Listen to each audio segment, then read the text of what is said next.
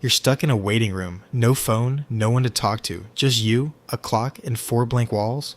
10 seconds pass. It feels like 10 minutes, and your brain starts screaming for something, anything to happen. That feeling is not weak, it's ancient, and it's trying to save your life. In 2014, psychologist Timothy Wilson ran an experiment at the University of Virginia. He put people alone in a room with nothing to do.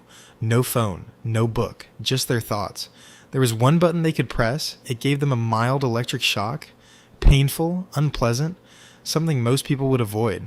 Within 15 minutes, nearly half of them pressed it, on purpose, just to feel something other than nothing. Think about that.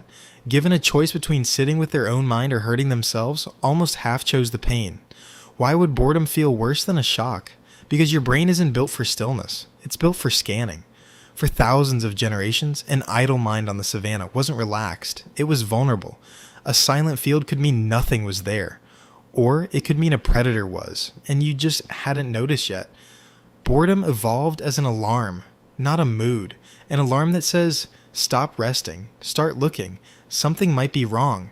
Your ancestors who ignored that alarm didn't get to become your ancestors.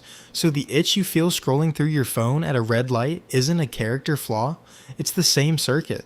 Your brain still treats stillness as a threat, even when the only danger left is a slow afternoon. And here's where it gets stranger.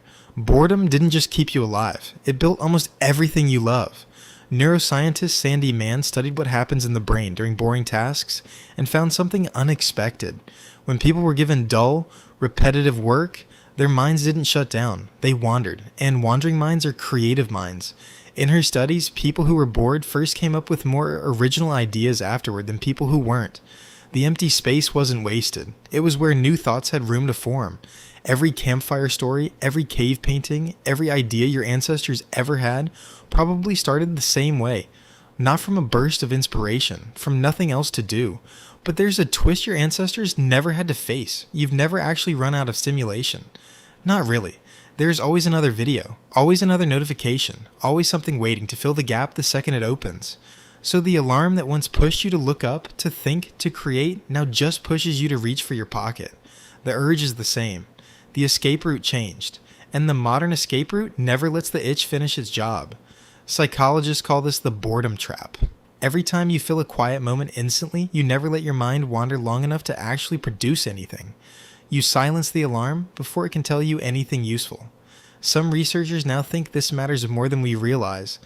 A mind that's never bored is a mind that's never had to generate its own entertainment, its own ideas, its own way through a problem. It's a muscle you stop using the moment you stop needing it. So the next time you feel that restless itch in a quiet moment, don't reach for your phone right away. Sit in it for 60 seconds.